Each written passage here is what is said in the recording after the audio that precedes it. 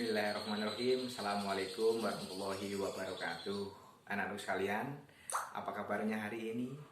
Pak Tris berharap kalian dalam kondisi yang sehat dan tetap selalu semangat. Jangan lupa di era masa COVID-19 ini tetap jaga kesehatan, tetap di rumah, jangan kemana-mana. Karena apa? Kita tidak tahu virus itu bentuknya apa, kapan menyerang. Mari jaga kesehatan.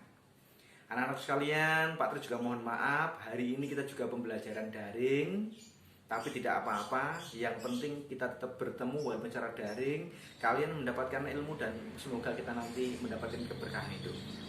Untuk itu, mari kita berdoa mengawali pembelajaran pagi hari ini, semoga kita tetap dalam lindungan Gusti Allah. Berdoa mulai.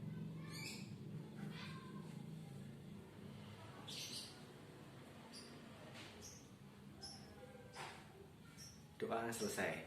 Baik, anak-anakku sekalian, pelajaran yang lalu kita sudah membahas apa itu Pancasila, membahas bagaimana Pancasila itu sebagai pandangan hidup, Pancasila sebagai dasar negara. Maka kelanjutan hari ini kita akan membahas wujud nilai-nilai Pancasila itu seperti apa.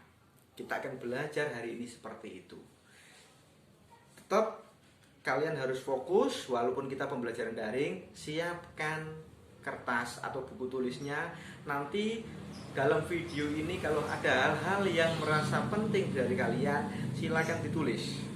Garis-garis pokoknya ditulis.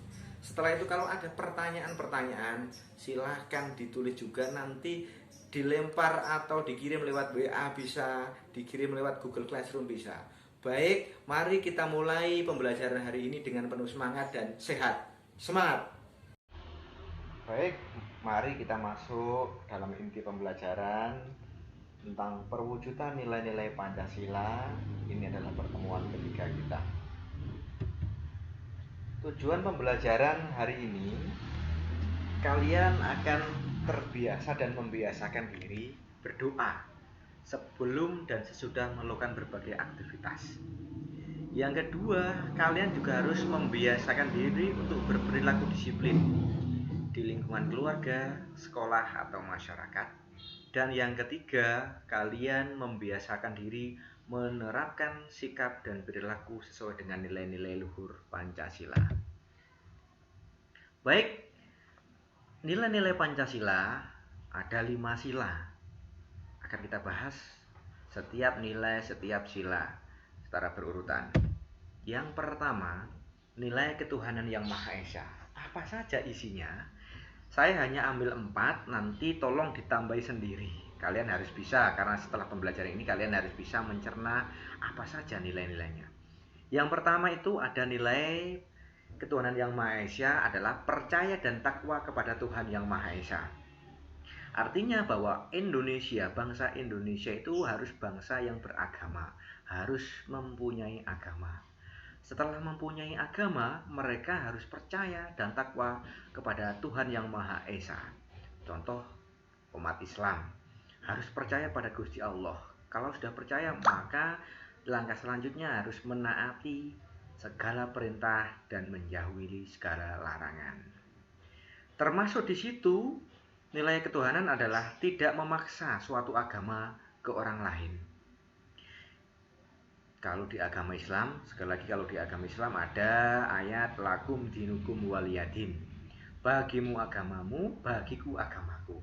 Di sini jelas kita harus menghormati kebebasan menjalankan ibadah orang lain, termasuk kita tidak boleh memaksakan agama kepada orang lain. Itu nilai yang pertama. Yang kedua adalah nilai kemanusiaan yang adil dan beradab.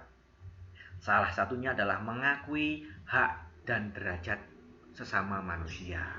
Tidak boleh semena-mena terhadap temannya atau orang lain. Berani membela kebenaran dan keadilan dimanapun itu berada. Baik, selanjutnya adalah nilai persatuan Indonesia. Apa saja nilai yang ada dalamnya?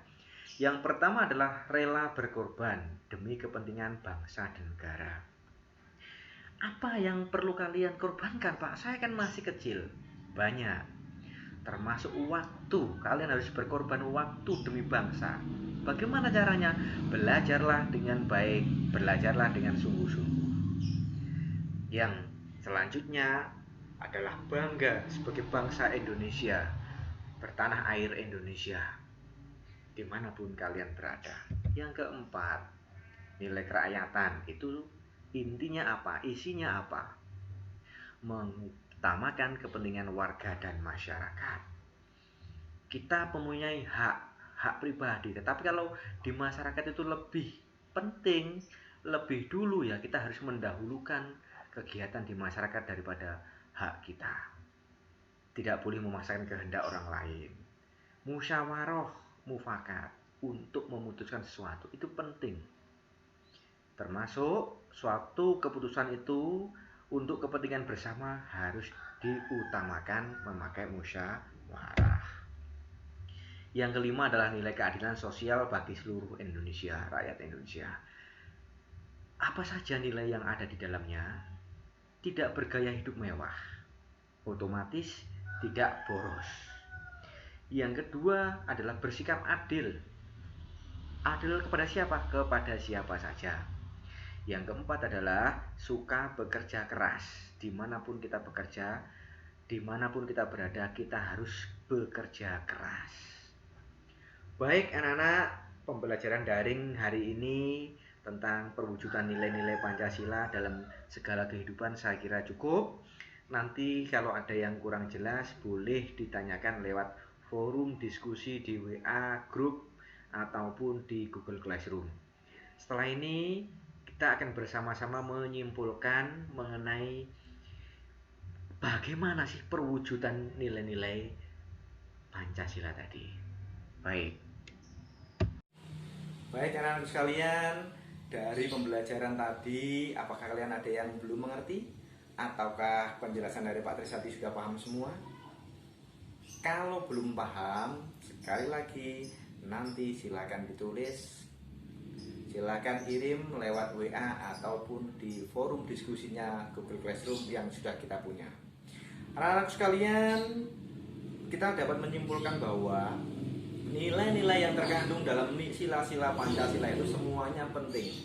Untuk itu, sebagai generasi muda, sebagai pelajar, kalian sudah harus bisa menerapkan nilai-nilai tersebut dalam berbagai kehidupan, baik di rumah, di sekolah, atau di masyarakat. Semisal nilai ketuhanan yang Maha Esa. Ayo belajar bagi yang beragama Islam, belajar sholat, bagaimana sholat itu yang baik.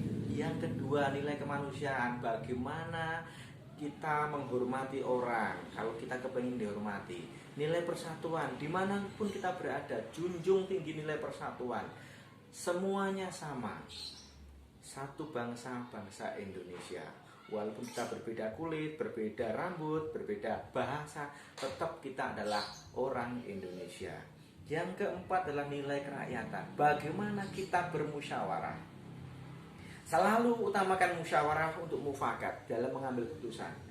Jangan menggunakan suara mayoritas. Artinya adalah musyawarah itu lebih penting untuk mencapai suatu tujuan daripada ini loh saya, tidak boleh seperti itu. Yang kelima adalah keadilan sosial.